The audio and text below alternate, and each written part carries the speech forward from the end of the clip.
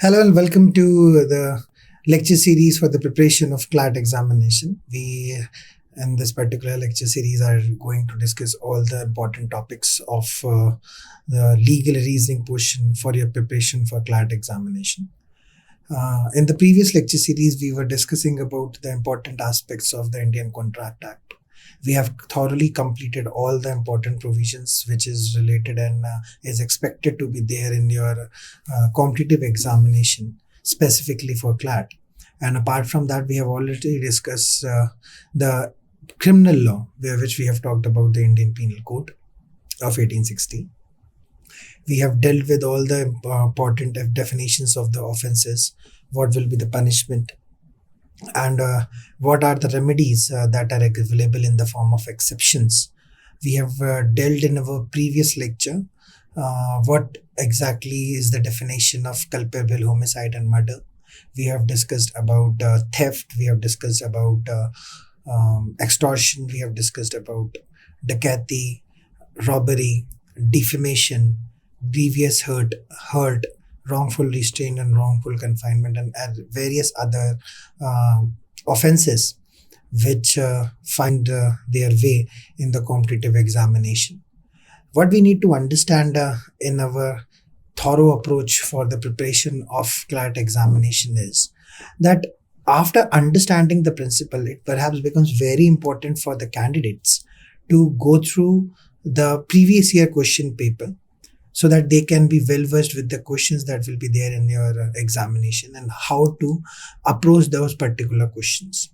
The things that we are teaching here is actually the principles that a student is expected to understand and then apply. But it becomes very important and necessary for the candidates to consistently practice all these principles and applicability of those principles in the paper through practicing continuously the previous year question papers, the mock test papers, and that is why every time I've been focusing and asking you guys to start practicing for all those subjects that has been completed and the principles has been explained to you. And I suppose that these things will be helpful for you, because these principles are the basic principles that a candidate is expected to know whenever they are going to sit for these type of competitive examinations. So as I've already informed you that we have completed with two topics of legal reasoning. We have completed with the law of contracts, and we have completed with the criminal law. And now perhaps we are going to start with one of the most important topic of the legal reasoning portion for your CLAT examination, and that is the Constitution of India. I suppose the screen is visible to you. The Constitution of India is considered to be the main source or the main grand norm. If I say grand norm, means that all the laws and all the legislations finds their relevance and power through this particular legislation only. Constitution of India was constituted and was created by the drafting committee, which started its work in the year 1947 itself, and then in the year 1949, after 2 years, 18 months and 11 days of continuous hardship and rigorous work under the chairmanship of Mr. B.R. Ambedkar, we found this document that was created, and all the rights and all the obligations for a citizen who is an Indian citizen. What are their obligations? What are their rights? Each and everything was mentioned in this particular constitution. So the Constitution, if I would brief and if I would inform you in a very short, crisp and precise manner that what is Constitution of India. So the Constitution of India is that legislation which is providing the source for all the legislations and all the rights whichever is available to the citizens. It provides a structural setup which is utilized by the government to frame the policies which will be utilized for the administration and for the better upbringing and upliftment of the nation. So Constitution is perhaps by itself becomes a very important source and very important topic for the competitive examinations also. What we need to understand here is that the Constitution of India, we need not dealt with the each and every provisions of the Constitution of India, but there are specific areas from which it has been observed that repeated questions has been asked in their CLAT examinations. The major areas where which you will find mention of this particular examination is perhaps very limited to specific areas, which I would like to mention here. I suppose the screen is visible to each and every one of you. So the specific areas of the Constitution, if we talk, the major areas from which you will get the questions is, first and foremost, is the preamble. The first important is preamble. Then after preamble, now this preamble, we'll understand what exactly is preamble. Basically, preamble, if I'll give you a brief explanation. So it is a brief summary of all the legislation. Whenever you will see the legislation, the very first after the introduction, the first and the foremost thing that you will find mentioned in every legislation is the preamble. So preamble provides us a brief summary as to what exactly is the reason for creation of this particular legislation. In relation to Constitution of India, preamble is a very important area in Constitution, because there are lots of things that has been mentioned in the preamble. We will be discussing all those things in this video itself. But first, I would like to inform you that what are the areas from which you can expect the questions to be there in your CLAT examination, and your focus should only be confined to those particular areas. We are not supposed to study the whole Constitution as such. And the reason for me for telling you again and again all these things is that students tend to get involved in those areas which they might feel interested in. But if we see their importance in regards to competitive examination, the importance is perhaps very less. I'm not saying that it will be of no use if you are going to study by yourself, but the main crux of this particular lecture series is to provide you the guidance, and that guidance will be helpful for you to prepare for your competitive examinations in such a manner that even if you are understanding the principles and you are concentrating over those principles only, you will be able to clear the examination. It is not expected from the CLAT aspirant who has just completed his or her schooling and is now wish to pursue their career in law, that they should be well versed with each and every provision of the legislation. But what is expected from them is, and that is what your CLAT consortium also explains in the detailed summary of the syllabus, that the candidate should have general knowledge of the basic principles that is being applicable in day-to-day life when we talk about the rights and the obligations of the citizens and the things that needs to be done by the government. So in order to understand that what are the fundamental rights or the rights that has been given to the citizens or the people who are resident in India, what are the obligations of the government when they have to prepare any of policies or the framework which will be utilized by the government administration to uplift the society of the country, it becomes essential to understand those principles, because when you will be tackling the examination, when you will be sitting in the examination, you will be finding those questions. You will be getting a factual paragraph, a paragraph in which there will be factual explanation of a circumstance, and then there will be applicability of the provisions of the Constitution. So for that, we need to understand the provisions, because these principles are very important, and this is definite that you will be finding around minimum 5 to 10 questions which is related to Constitution in your legal reasoning portion of your CLAT examination. So the first thing that we need to study is the preamble. Apart from preamble, what we need to study is we're going to study what is actually the meaning of state. State, here you might get confused. That says state, are we talking about the nation as such, or are we talking about a specific state that is there, or what exactly are we talking about here? So what we are actually not focused over what exactly is the state in regards to the geographical landmark of India. That is not we are expecting. But what exactly is the definition of the state according to the legality? According to the legality, according to the legal sense, what exactly is the meaning of state? So when we say state, it has been mentioned that the parliament,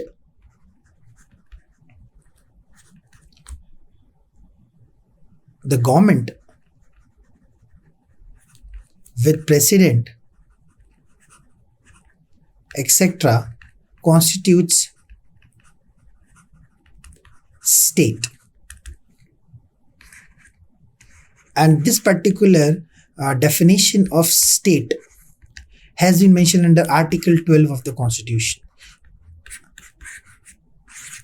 And when we say Article 12, it becomes very important for us to understand that this particular article is defining state only for the understanding of one thing which is known as fundamental rights. So fundamental rights are those rights which has been provided to the citizens for their upliftment, for their overall development, because these rights are very much essential to ensure that the citizens are getting adequate amount of resources and opportunity and support to make sure that they are actually growing, because once the citizens of the country will grow, obviously the nation will grow. So taking into that consideration, we will also study about the fundamental rights that are there. Apart from that, we have to study Directive Principles of State Policy, DPSP. So if I'll talk about preamble, it will be in the starting of the Constitution. Then fundamental rights you will find mentioned in the part 3 of the Constitution. I'm just giving you a brief summary. You need not worry about that, how will we be able to retain all these things, because we are going to cover up. But what exactly we need to study in the Constitution of India, that is very important, because after you have understood and analyzed that what are the important topics, and concentrating over only those topics is going to be much more fruitful for you in your preparation. So as I explained it to you, that the fundamental rights under part 3 is also very important provision that we are going to study in the Constitution of India. Then directive principle of state policy are the directives that is given to the government under part 4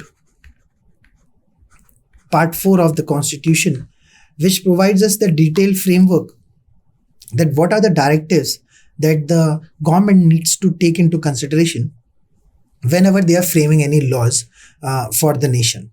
And apart from that, what we need to study is the fundamental duties. Fundamental duties. 1 minute. Okay. So the fundamental duties also needs to be studied in this particular lecture.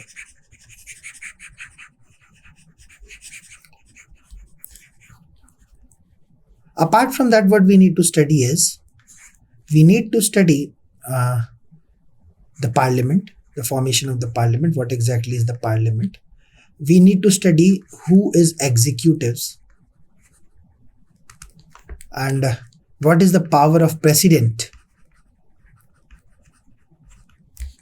Apart from that, we will be studying about the emergency provision, how the emergency can be considered to have taken place in the country. What are the grounds? What are the 3 grounds on which emergency can be proclaimed in the nation or within the state? And here when we say state, it is not the state that has been defined in this part 3 and Article 12 of the Constitution, because it is only related to the fundamental rights. We need to understand that the definition of the state under Article 12 that what will be studying, it is only constituted over the fundamental rights. Apart from that, we will also be studying about amendment, that how if we need to make any changes or alteration in the Constitution of India for the betterment of the citizens, that how are we supposed to do the same. So with this, we are going to start with our lecture series. These are the important portions that we are going to study. Apart from that, there is one more important portion also which I just have forgot, and that is your writs and court structure. You all know that we have the Supreme Court that is situated in India, in Delhi, and then you have different high courts. The total number of high courts as of now till date stands on 25. There are total number of 25 high courts apart from the Supreme Court, and then there are different district courts. So what exactly is the hierarchy? How to which court you should approach if there is a criminal action that has taken place against you, criminal offense has taken place against you, or if there is a civil remedy, civil action is there, then where do you have to resort? Apart from that, where do you have to resort when your fundamental rights is being infringed? So all these things we are going to study in our constitution. So the first and the foremost thing I would like to show you is that let's have a quick understanding of what are the things that is important. It says the Constitution of India is a written document. So this is perhaps a brief summary of Constitution, and this is why this is helpful for you, because once you are acquainted what exactly the Constitution does and means, it is going to enhance your knowledge, and you will be able to correlate that why is it so that we have fundamental right, why is it so that we have direct principles, and what are the duties of the citizens. It's a written document declaring the fundamental rights. Fundamental rights, I've just informed you, that is under part 3 of the Constitution. Then there is directive principles. Directive principles are the directives for the government. And then the duties. Duties are related to what? Only the citizens. It sets out the functioning, power, formation and constitution of the government institutions. It is the supreme law. That is what I was explaining you in the very beginning. It is the supreme law according to which the state of India is to be governed. Okay. So everything that has to be done by the government, by the citizens, by any person who is within the territory of India,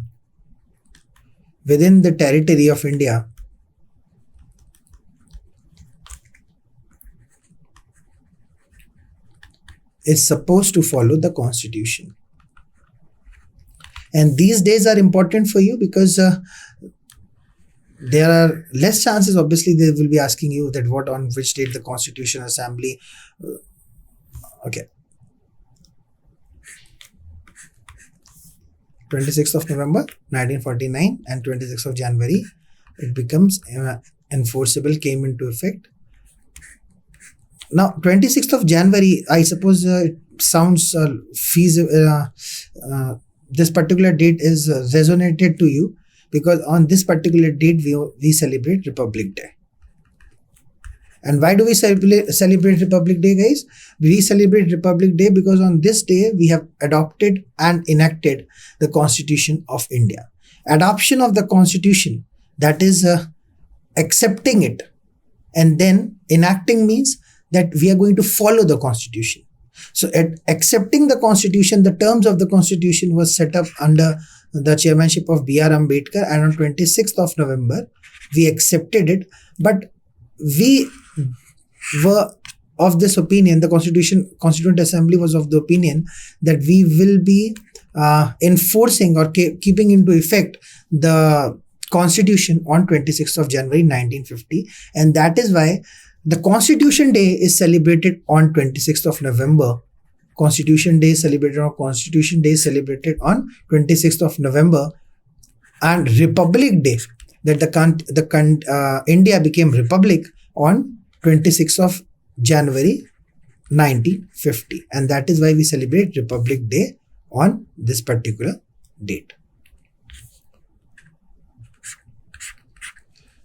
Next. So, as I've just informed you that this Constitution was created in a very long period of 2 years, 18 months and 11 days. What we need to understand also is that this Constitution has very unique features. And those features, the first feature is, obviously it is a written document. So written documents gives it an authenticity that whenever there is any dispute and whenever there is any confusion, it is always recommended to resort to the Constitution of India, because it is obviously in written form, and you can see that what are the things that has been written under this Constitution. So it gives more influential power to the Constitution. Apart from that, this Constitution has partially rigid and partially flexible. Now, when we say partially rigid and partially flexible, what does that mean is that it is not very easy to change the provisions of the Constitution, and neither it is very difficult to change the provisions. So there is a balance between how the Constitution of India has been formulated, and if at all there is any need of making any change, then what are the provisions and how the alterations, which in technical terms is known as amendment, can be done in the Constitution. Apart from that, it is a lengthy document. It consists of more than 450 plus articles till date, and it has been divided into 24 parts. Then you have 12 schedules also. So basically it becomes a very big document, and that is why it is considered to be a very lengthiest document when it comes to Constitution. But why are we understanding these characteristics? Because we need to understand that it was not within a fortnight or maybe a day or two this Constitution came into force. It was after a lot of debates and discussions, and by reading and understanding the different constitutions that were present at that point of time in the different nations, we refer to those constitutions. And after understanding what exactly is the framework that has been created by different nations, we amalgamated all the important and all the good characteristics of the constitution of different states and incorporated those characteristics in our Constitution. So what we need to understand is that whenever there will be a question in your CLAT examinations, they will ask you that first and foremost, the chances of you getting a question in regards to influence of other constitution, the method that they will be asking is that the first and foremost, they will be giving you a paragraph. In that paragraph, you will find mention of a narration. And in that narration, these features might be mentioned. The directive principles of state policy and everything. And after that, after this narration, there will be a question that will be put in front of you, and then there will be options. And what you are supposed to do is, they will be asking you, let's take a hypothetical example, that they are narrating anything which is known as directive principles of state policy, or what exactly is directive principles of state policy. And then there is a question, from which country India adopted or took the reference of directive principles of state policy. And then if you have understood it and you have read it, it is the Irish Constitution through which we have taken the directive principles of state policy. In the same manner, if you can see, these are the important provisions that has been taken from the Constitution of United Kingdoms. We have taken the parliamentary form of government.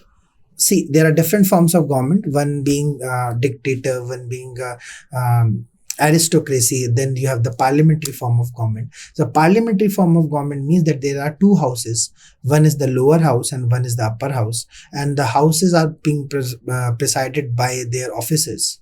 And apart from these two houses, the president, who is considered to be the nominal head of the country, is considered to be a part of the parliamentary form of government. So in parliamentary form of government, you will find mention that there is a nominal head who is considered to be just a representative of the government.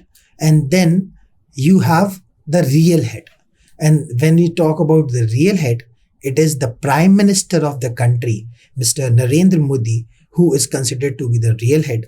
and our president, Srimati Draupadi Murmu, is considered to be the nominal head, because all the things, all the government policies will be under the seal and sign of the president only.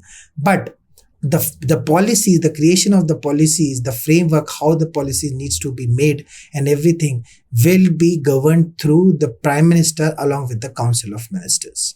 So that is something that we will be understanding in our upcoming lectures. But what we need to remember and recall is that the Constitution of United Kingdom has provided us the parliamentary form of government.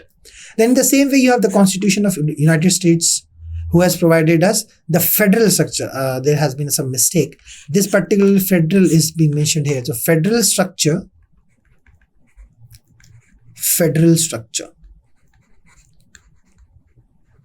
Now what do you understand by federal structure? When we say federal structure, federal specifically means that there is a division of powers. The division of powers between one thing which is known as center and then another thing which is known as state.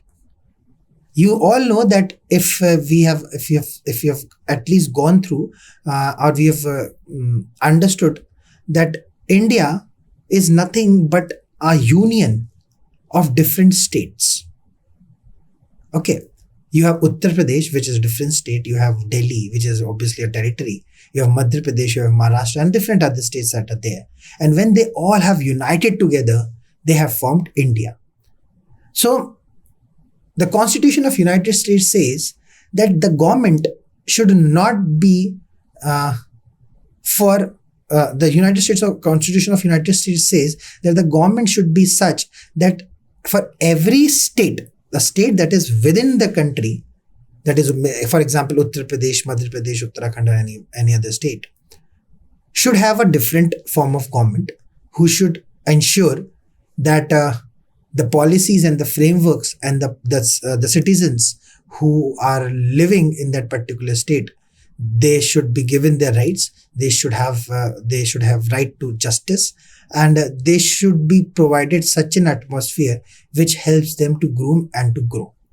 So the government at the state level, and then you have a government which is at the central level. For your better understanding, let's take a hypothetical example of Uttar Pradesh. You know that the Chief Minister Yogi Adityanath is actually working in Uttar Pradesh as the Chief Minister, and then all the powers has been provided under his hand.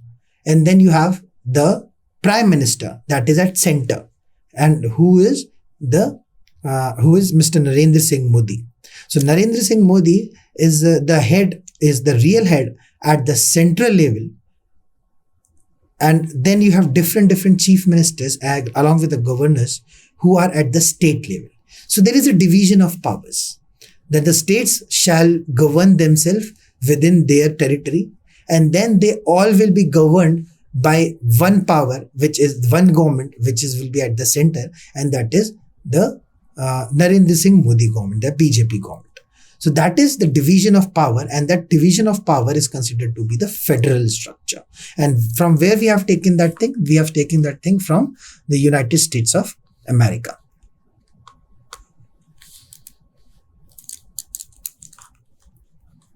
Yes, we have taken that thing from United States of America.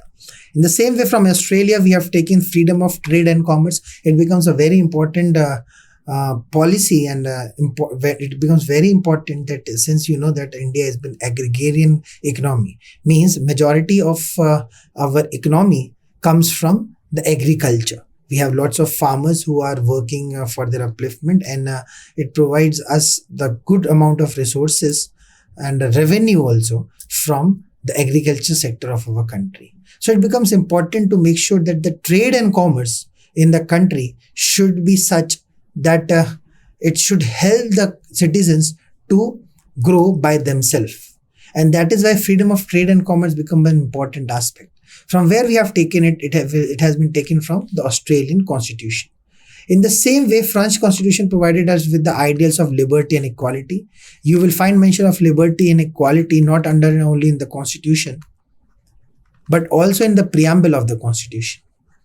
And preamble is considered to be an intrinsic part, an integral part of the Constitution.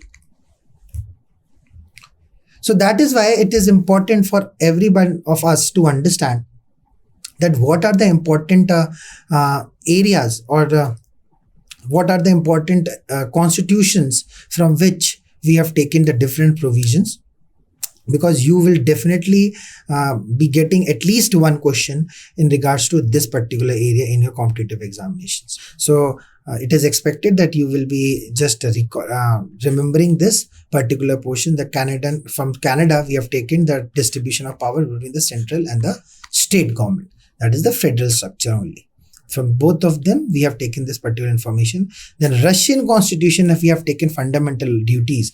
This is an important portion because you will obviously find mention of that in the competitive examination. So that from which country we have taken the fundamental duties. So you need to remember that it is the Russian constitution from where we have taken. Now the emergency provisions. I have told you that we are going to study emergency provisions, that there are perhaps three ways or three reasons when emergency can be proclaimed in the nation, and that from where we have taken it from the Germany.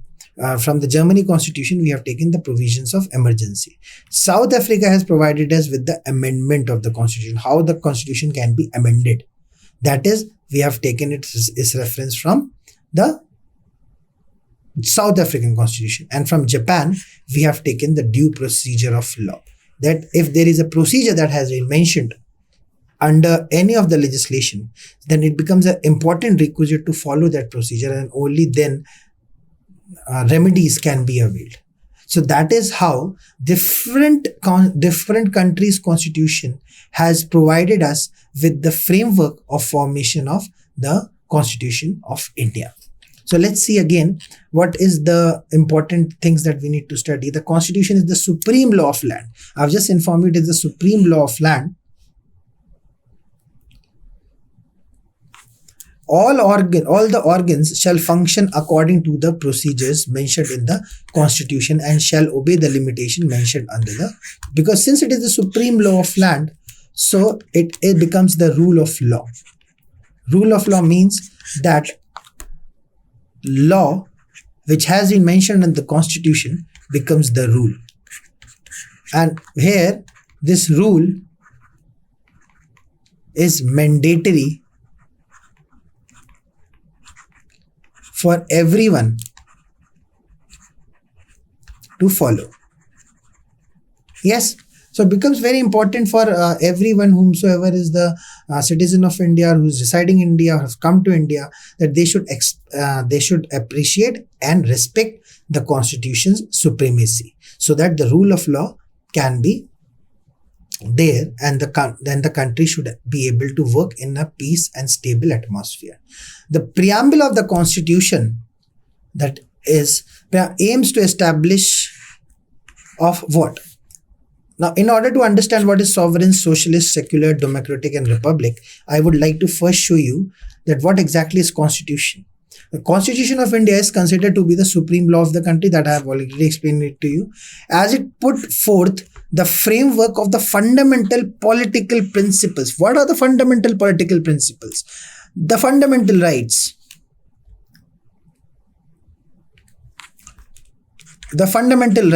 the directive principles of state policy, the fundamental duties, then you have the executives, then you have judiciary, then you have legislature, and how the government is going to function. It is going to function in the federal system with a unity or united approach of all the states.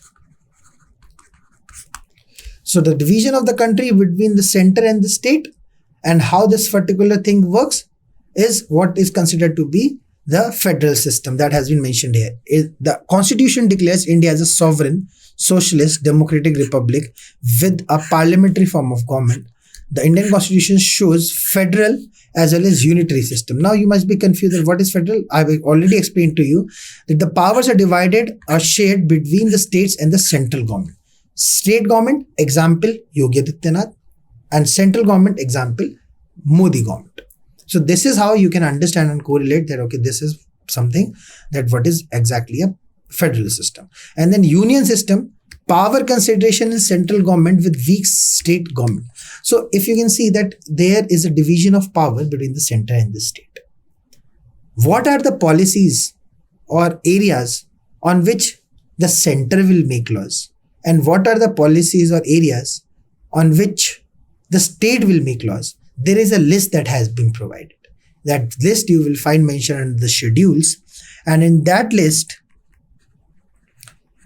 there are 3 things that has been mentioned. One is the union list. Then you have the state list. And then you have one more list which is known as concurrent list. The union list gives all the areas where which center can make laws. State list provides those areas which can provide which the state can make laws. The total number of the areas under which the union can make laws initially is 97, and when you compare it to the state, it was only limited to 45. And then you have concurrent list, which was concentrated to 66. Now, what do you understand by concurrent list? So concurrent list is that list on which both the state and the center can make laws. Both the state and the center can make laws. But the different story altogether in regards to concurrent list is that if there is any dispute, that if, let's say, take an example, Yogi Adityanath's government has made any law on the topics which is mentioned in the concurrent list, and the same law has been created by the government at the center, and there is a conflict, then according to the provisions of Article 245, which provides us this particular relation to the schedule of the union list, the state list, and the areas on which the different laws will be made either by the center or the state, it is clearly mentioned that if there is any conflict between the state and the center over a particular law, then whatever the center is saying is going to prevail and not the state.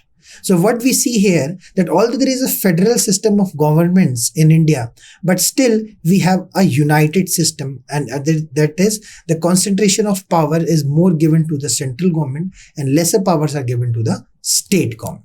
So this is a very important principle that you need to remember, that the India is a federal structure with unitary bias. Okay, I'll just write it down for you so that you can just recall and remember it. It is a federal structure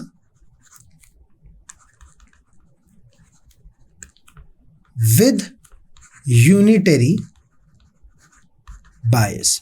Means the union has more power, concentration of power is more here, and the federal structure has lesser power. Okay, so this is one of the features of the constitution. Now, it is considered to be a longest constitution. When it was created, it was having 395 articles. So way back in 1950 also, it had around 395 articles, which was divided into 26 parts and 8 schedules. So obviously now it has been increased, and about 1,45,000 first. So these are the information, factual informations, which is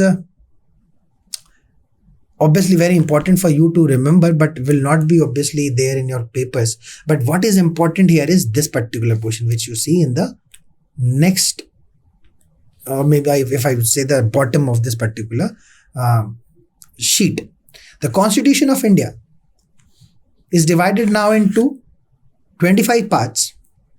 You have one preamble, that is obviously we're going to study today. Now the articles from 395 has been increased to 448.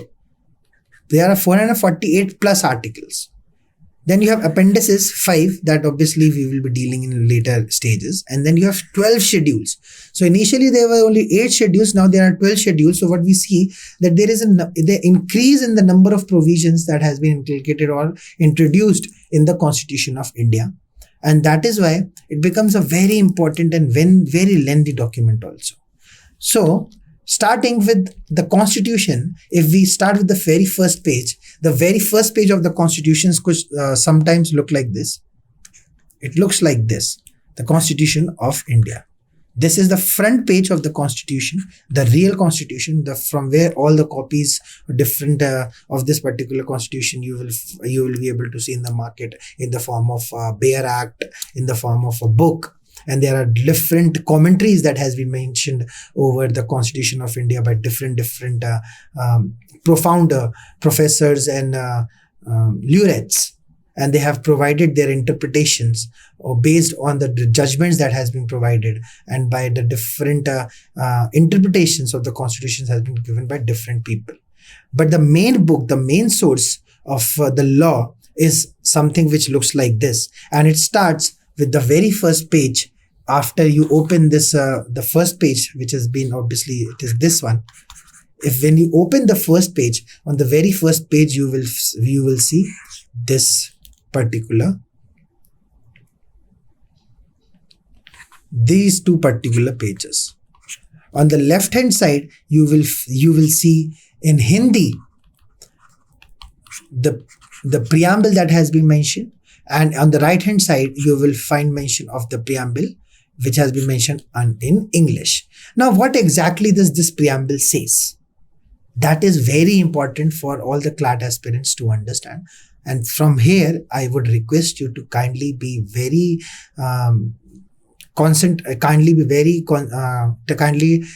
try to concentrate over these points, because these points are very important for your CLAT examinations.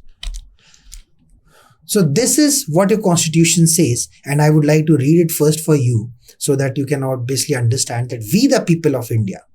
So what we say that we the people of India means that we the citizens of India, having solemnly resolved. So we have promised that we will constitute India. We have having solemnly resolved to constitute India into these different principles. That is, one being sovereign, then we have socialist, then you have secular, then you have democratic, and you have republic. And to secure to all its citizens. What we will secure to all its citizens, the first and the foremost thing that we will be securing is justice. Because justice is a very important provision, and if you can see this justice, because of this justice, we are getting a lot of help from the government, from the courts, and that is the main crux of why the courts has been established, to ensure that justice is given. And justice here not only is specified only towards a specific matter, but social, economical, and political justice should be there. So if you want that this particular government should be formed, then you have the right to vote. And this is something where which you get a political justice. Economic justice, there is one woman, A, who is earning 15 lakh rupees per annum. And then there is B, who is earning for the same work 10 lakh rupees per annum. So this is something which is obviously contrary, because if the qualifications are same of A and B, then both should be getting equal revenue, right?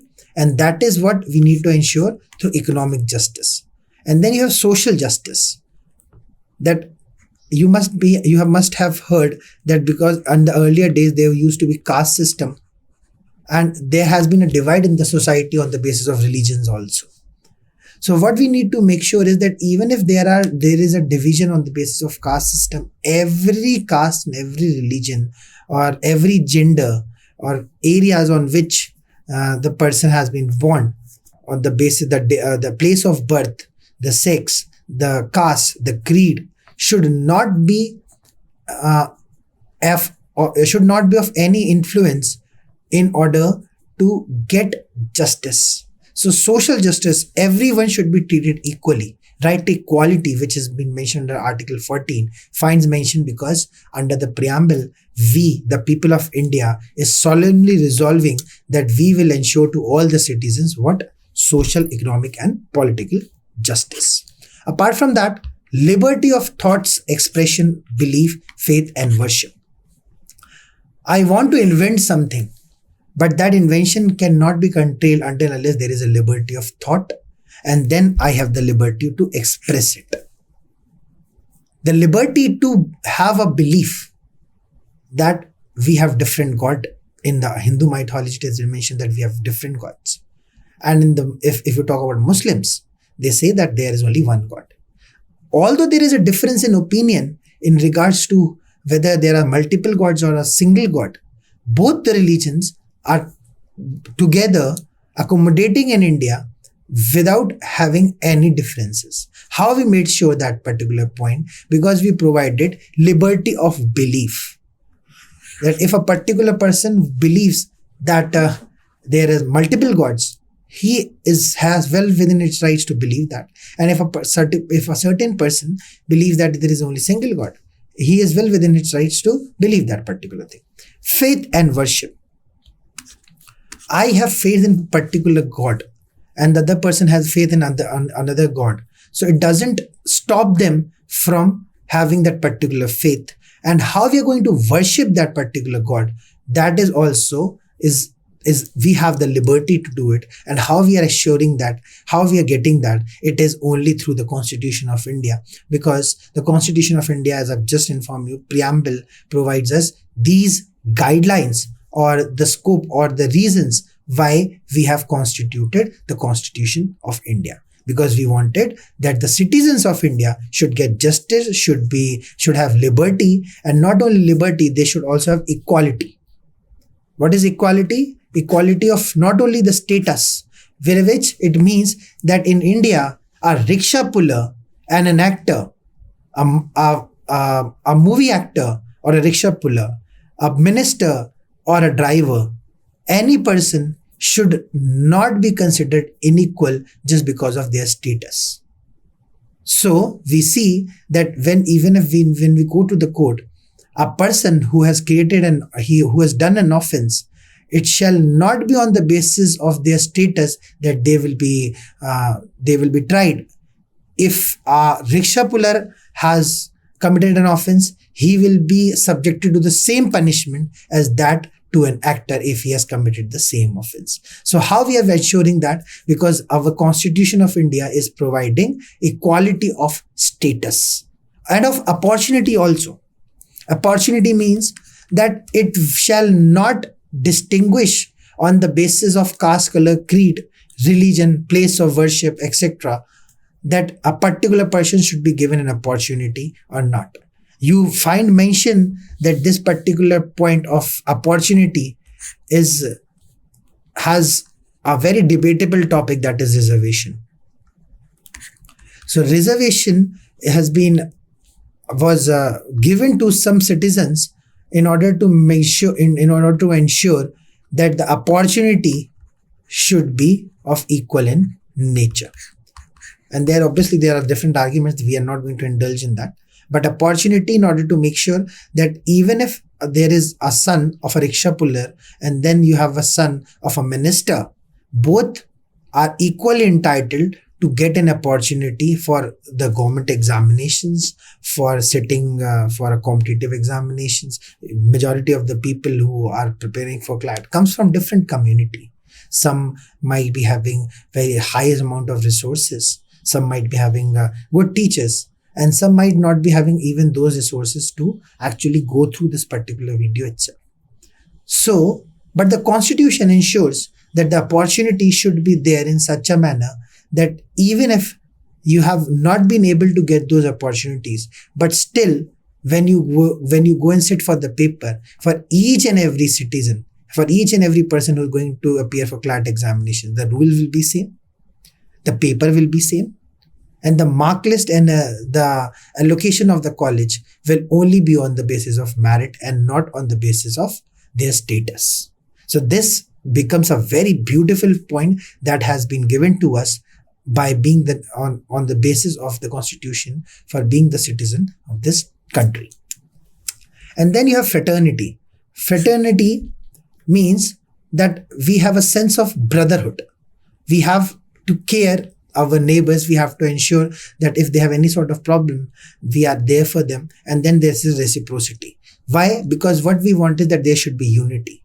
And the unity can only be availed when there is brotherhood. So it becomes very important for a society to develop that there is a sense of fraternity and brotherhood that is available there. Ensuring the dignity of the individual. So it doesn't mean that if you have a sense of brotherhood, the dignity or the respect of the individuals is compromised. No, We have to make sure that the dignity of the individual is sustained along with the brotherhood is there. And the unity and the integrity of the nation. We should not do anything which is going to divide India into two parts. It's not like that if any of the state can by themselves come and say that I don't want to be a part of India, I want to be a different nations as such. This is not possible because India, being a federal structure and a unitary bias, and the preamble it has been clearly mentioned that federal assuring the dignity and the unity and integrity of the nation. Unity and integrity. Why is it important? Because unity and integrity ensures that India becomes one nation, a combined nation with a United Nations. And if you see that there is a red mark that has been mentioned over the socialist, secular and integrity, the reason for same is that when the constitution was created on 26th of November and was finalized, we were not having these words in our constitution. It was only after the 42nd amendment, which is also known as the mini constitution, these words were added because it was felt that these words should be incorporated and mentioned under the preamble. So as you know that if we say sovereign, constitute India into a sovereign. So here when we say sovereign, we means the supreme. Supreme. And when we say supreme, it is the people of India who are considered to be the supreme authority, because each and every person who's been holding an ministerial post is by virtue of our vote only. So it is us who decides that who shall run the government, and by a collective approach we elect the government. So that is why when we talk about sovereign, yes, India is a sovereign country as a supreme authority, and that supreme authority is not the president, not the prime minister, but rather the people of India. So you will obviously should remember this particular point, because the definition of these terms shall be in direct way or indirect way be asked to you in your paper. Then you have socialist. What do you mean by socialist? Socialist means that society is there and everything is done for the upliftment of society.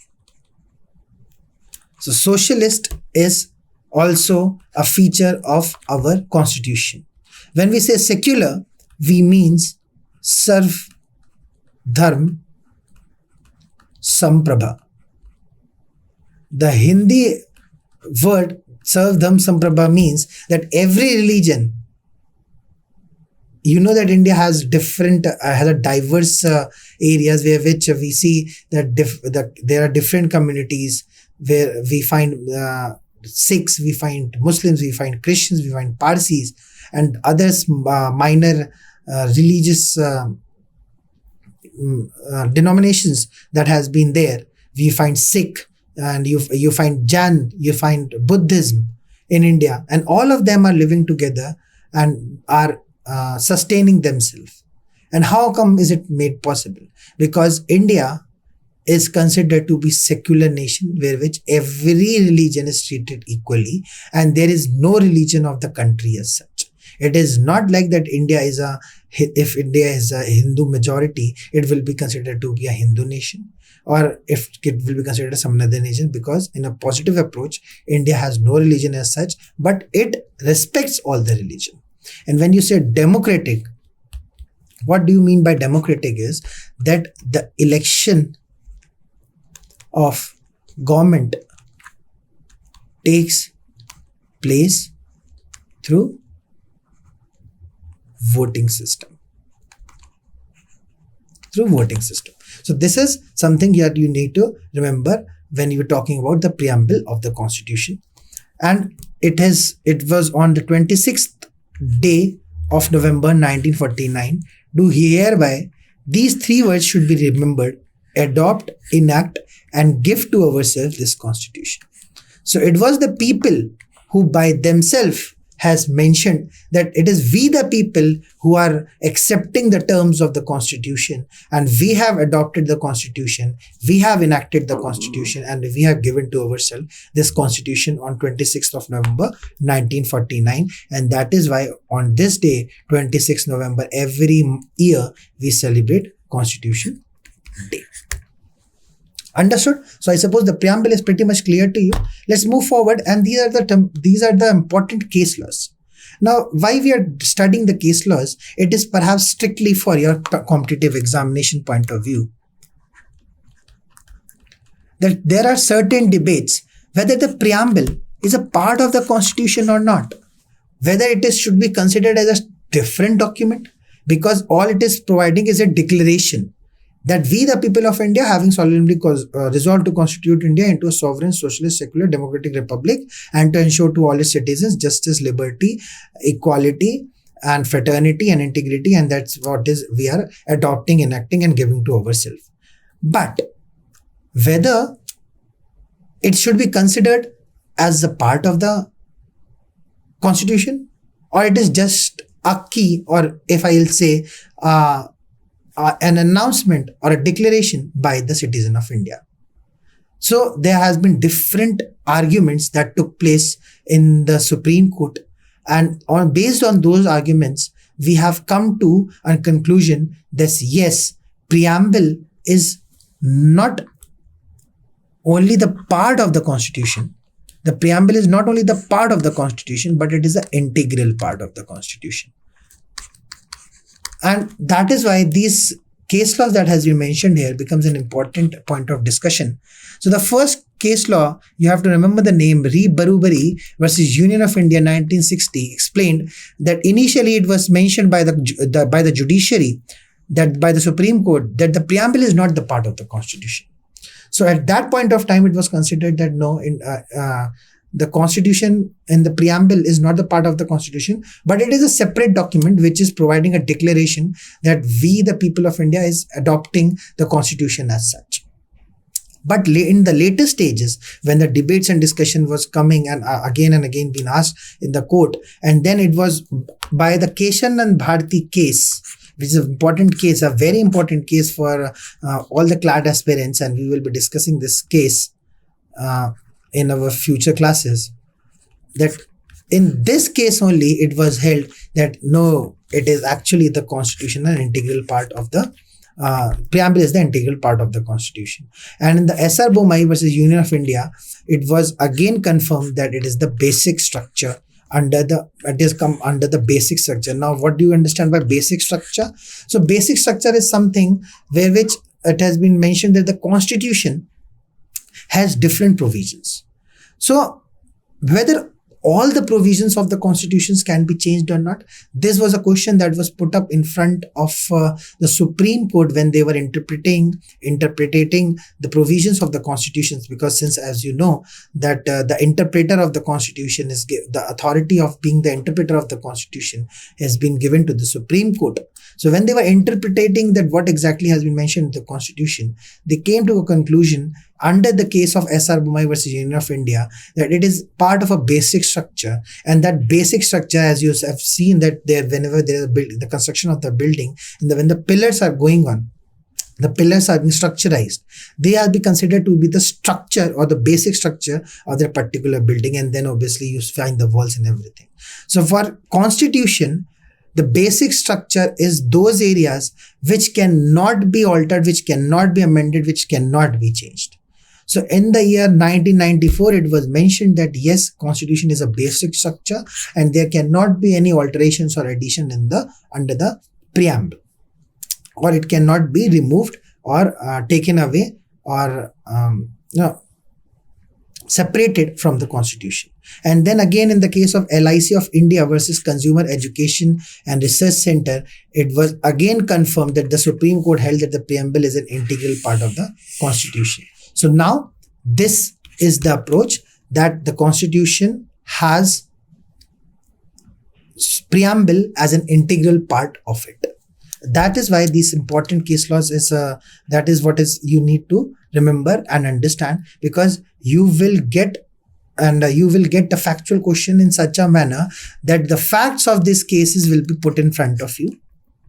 And then after mentioning those facts, first question will be which case law is mentioned here, and then what exactly was held in that case law.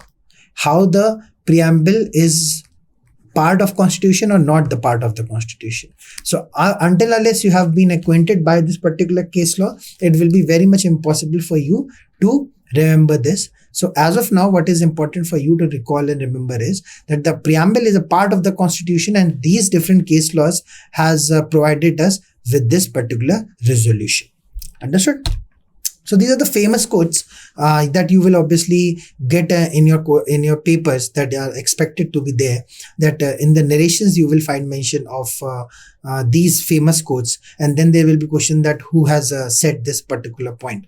So it is important that these famous personalities who have pronounced different opinions about the preamble of the constitution, we need to remember that.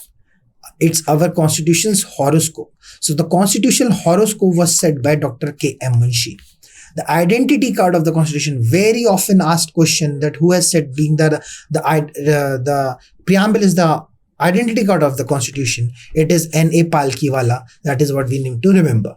Then again, we have what we have or dreamed for so long is expressed in the preamble of our constitution. So the preamble of the constitution, what we have expected from our past struggle when we were fighting against the Britishers, and after they were removed, they were evaded from country, and after we created this constitution, all the thoughts and expressions that we expected that these should be our rights, these should be the obligations of the government, each and everything has been incorporated in the preamble, and that is what Sir Aladi Krishna Iyer has explained.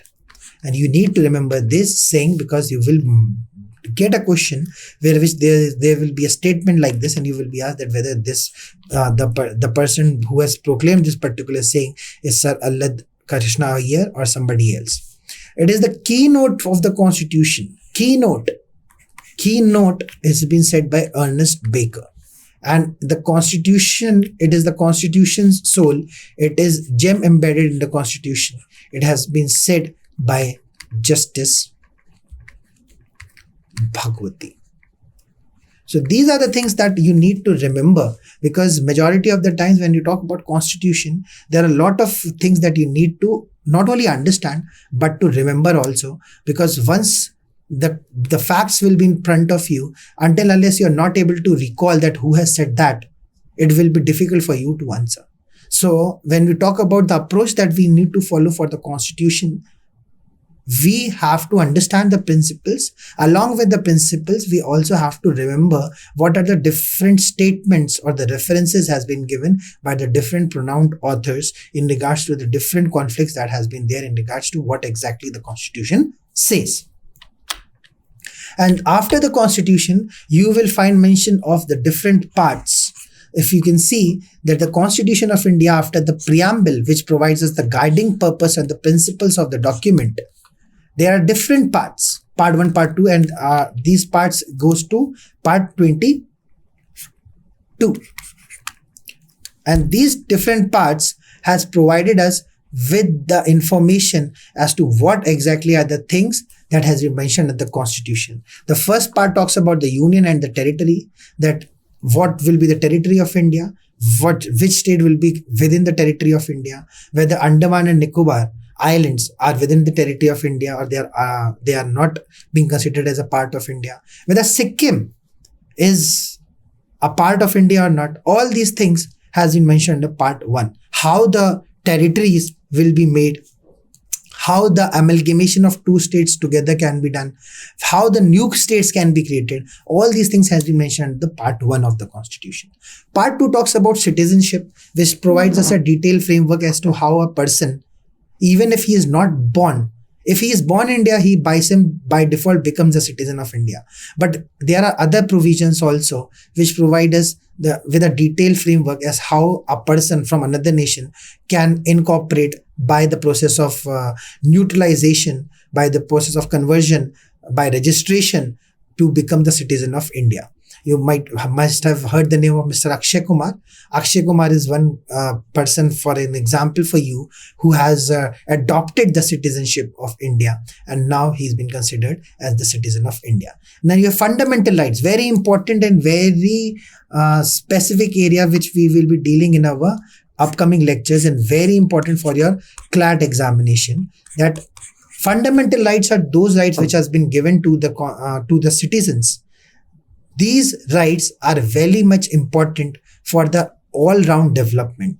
You find mentions of right to equality. Everybody should be treated equal, whether it be a rickshaw puller, whether it be a police officer, whether it be a minister. Everybody shall be treated in the eyes of law. Then you have there are different freedoms that has been mentioned. These freedoms provide us the liberty to move freely throughout the nation, to form associations. And when we say form associations, association formation is not only restricted towards forming the trade unions or companies, but it is association which is related to personal associations also. And when we say personal association, what we mean is marriages. So if you can see that during the year of 1950 onwards, we as the citizen of India has been given so many rights in the form of fundamental rights, which has been mentioned in the part 3. That is what we will be studying in our upcoming lectures. Then you have the directive principles of state policy, which is going to provide the government, the running government, with the directives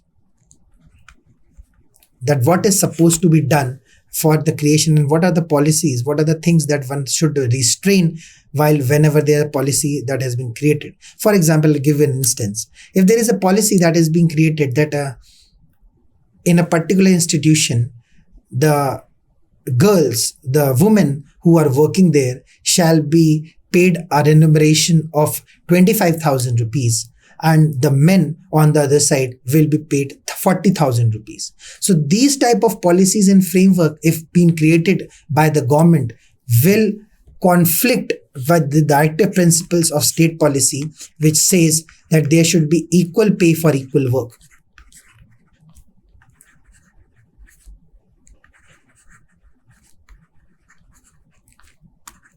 This you find mentioned under Article 39A, which says that there should be equal pay for equal work. And this is the policy that has been created. So whenever there will be any government law that will be created, it is the responsibility of the government to make sure that whenever there is any sort of remuneration that needs to be paid, it should be equal for everybody. There shouldn't be any discrimination on the basis of caste, color, creed, religion, or sex. That the remuneration should be different for different people. Then there are fundamental duties. Obviously, whenever you must have heard the famous saying of the movie of the Spider-Man, that with the great powers comes great responsibility. So in the same manner, if the fundamental rights has been given to the citizens, it is obviously expected from them that they will be having some duties that they need to follow. And all those duties has been mentioned at the fundamental duties section of your constitution, which you find mentioned in the part 4A of the constitution. Then you have the union. Union means the central government, who will be the members of the central government, whether the president will be the head, whether the prime minister will be the head, who are the council of ministers, how the council of ministers will help the president, what will be the powers of the council of ministers, what will be the powers of the president. All these things will be, you will find mentioned under the union. Then you have the states. Just in the same way the central government is there, then there is a state government. On all the provisions related to the state governments, you will find mentioned in part 6 of the constitution, that is the states. Then there are different states that has been created after a certain period of time, after our independence, and once we got the constitution. And those states you will find mentioned the part B of the first schedule. There has been given special provisions. Then you have the union territories. You have Delhi as a union territory. You have Puducherry, and there are different territories, Daman and Diu, who will be controlling their administration, who will be the government that will be tackling, whether there will be a different government, whether they will be governed by any state government. That is what you will find mentioned under the union territories. Then panchayats. The panchayats and the municipalities were added by the 73rd and the 74th Amendment to the Constitution, and the reason was for the development of the local self-government. It was felt that there is a need to inculcate the machinery of local self-government so that the administration and the governance can take place at the local areas also, and the state and the central government is not getting over-pressurized because of small and petty issues of the society and the communities. And the panchayats, which is being head by, you must have heard the name of Gram Panchayat, and then you have Mukhiya or the Gram Pradhan. These are the members who are going to tackle the disputes of the citizens at the local level, at the village level. And when you talk about the municipalities, these are the government, the local governments who are going to take care of the conflicts of the disputes. Let's take an example. There is a dispute between you and your neighbor in regards to who will get the access of the drainage system that is passing through your house, and there is a blockade there. Then it is not the state government. You will not resort to the chief minister and ask them, because he is involved in a lot of work, and there are chances that your dispute, your conflict might not be resolved within a stipulated time period. So in order to have that efficient mechanism, it was very much requisite. It was important to get a local government so that the efficient mechanism can be there. So now you have municipalities. You must have heard the name of Nagar Nigams, who are working in order to provide the basic amenities, whether be it water, whether be it electricity, whether be it clean passage, whether be it clean atmosphere, clean society, clean community. All these things has been taken care by these municipalities.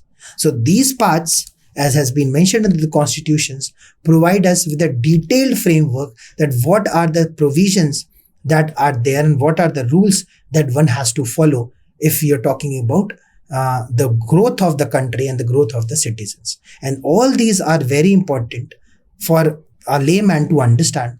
But if you talk about CLAT examination, it becomes important for you to know that what are the areas which is perhaps much more important.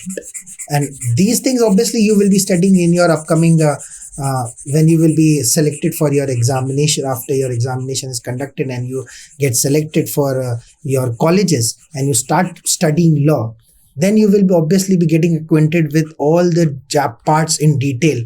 But for your CLAT examination, the most important areas that we are going to tackle is the fundamental rights, the directive principles of state policy, the fundamental duties, the union. Then we will be focusing our mind towards this particular provision which talks about the languages.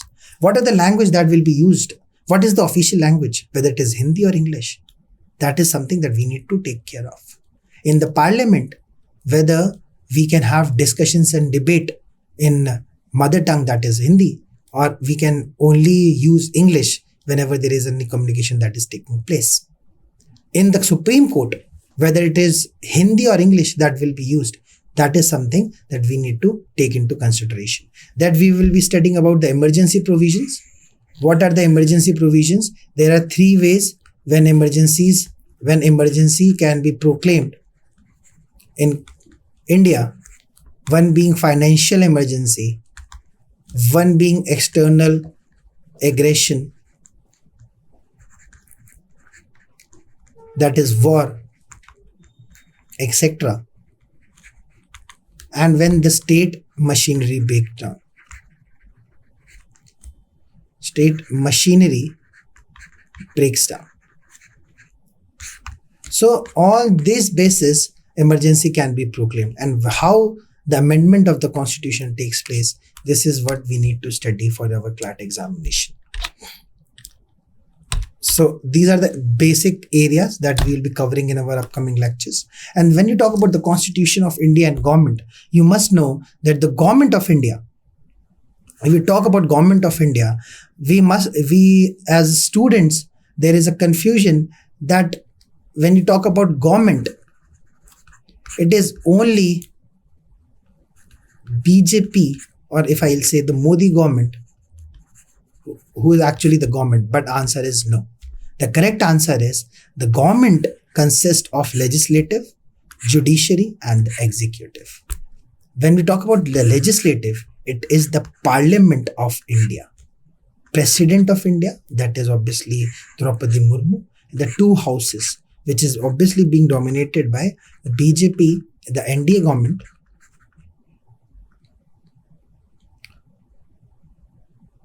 And apart from that, judiciary also is a part of the government. So the Supreme Court, which is being headed by the Chief Justice of India, V.Y. Chandrachud, is also a part of the government. That is something that we need to understand. And then there is a principle of separation of power. What do you understand by the principle of separation of power, and what is its relation to the government? Is that although these parts, the different branches of the government, whether it be legislative, whether it be judiciary, whether it be executive, although they have been given different work and functioning, the legislative is confined for the making of the laws, the executive is confined to the implementation of the laws, and the judiciary is confined towards providing justice and for the interpretation of the constitution. But it is not like that they have no linkage or no interconnection between them. The judiciary, executive and the legislative have overlapping powers, and they have made in such a way that two organs combined together is going to supervise the working of the third organ. So although there is a separation of power, but there is also a system of checks and balance. This is very important because if you can see that whenever there is any arbitrary decision or law that has been created by the legislative, the people, you must have heard that people have this idea of filing a PIL, public interest litigation, challenging the legislation that has been created. For your better understanding, you must have heard Article 370 that was recently abrogated by the government. And debates is going on whether the action of the government was legal or illegal. And it is heard by the constitutional bench,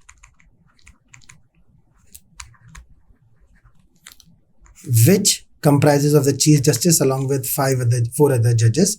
So this way you can see there is a system of checks and balance. That is not like that any of the organ of the government can work arbitrarily without any control. It is obviously being controlled by the rest of the two governments, and this is interdependent over each other. So this becomes a very important portion for your constitutional understanding, that in India you have the basic structure, you have a federal system, you have different organs of the government, and all these organs of the government are working in such a manner that there is a system of checks and balance, and also they have separate areas over which they can work. And after that careful study of the constitution, you will see that there are basic principles that you will find mentioned that obviously we have studied. We have studied that there is sovereignty. Popular sovereignty means that people is supreme. Then you have socialism. I have discussed that thing. Secularism we have studied. Dictative principles and fundamental rights we have studied. Judicial independence. Judiciary is independent whenever they are taking decisions. It is not being controlled by the legislatives or the executives. It is only if there is any judge who has worked beyond and abusing the powers of the constitution, then obviously he can be taken to task. There can be impeachment of the judges to the legislatives also, by the parliament also. Then you have federalism, division of power at the center and the state, and then you have cabinet government. A government where which different ministers have been given different portfolio. For example, Amit Shah is handling the Home Ministry portfolio. Rajnath Singh is given the Defense Authority. So in this way, different ministers have been given different portfolios, which who are responsible to ensure that in that particular area the working is going in a perfectly suitable situation. So these principles, the basic principles of the constitutions, are things that one has to understand and have clear understanding, because based on those principles only you will be getting the questions in your competitive examinations. I suppose the things are very much clear to you in regards to what exactly has to be studied in our Constitution of India. We have discussed the major areas. We have discussed what exactly are the parts of the Constitution, what exactly is the preamble. From tomorrow onwards, in our upcoming lectures, we will be discussing about the fundamental rights. What are the fundamental rights and the directive principles of state policy? An important topic of discussion, because majority of the questions that you will find mentioned in regards to Constitution will be coming from fundamental rights only. We will be talking about Article 14 to Article 32, which talks about writ petitions also. So the major areas, writ petitions, or if I'll say writ, there are 5 writs. What are their powers? What are their policies? Who can give those? Who can provide these writs as a relief?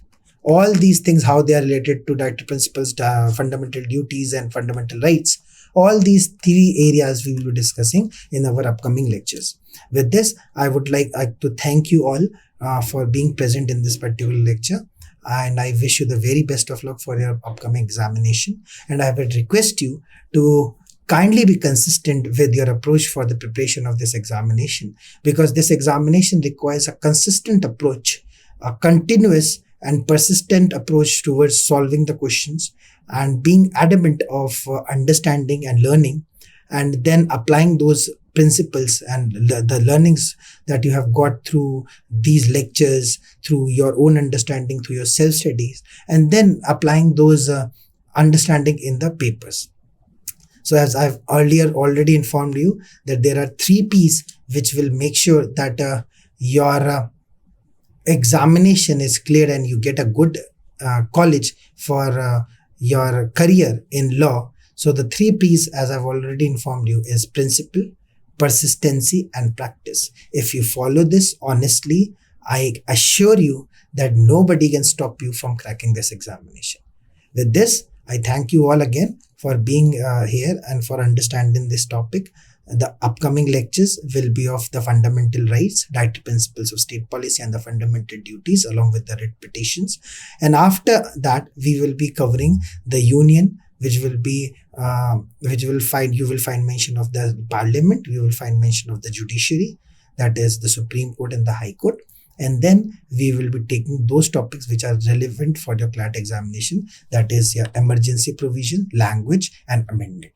Post completion of this particular topic of the Constitution of India, we will be focusing over the law of torts, which is also a very interesting topic, and there are perhaps 7 to 8 subtopics that we need to cover in our law of torts. And post completion of that, we will be focusing our minds towards the intellectual property rights and the other subtopics that are left in our video.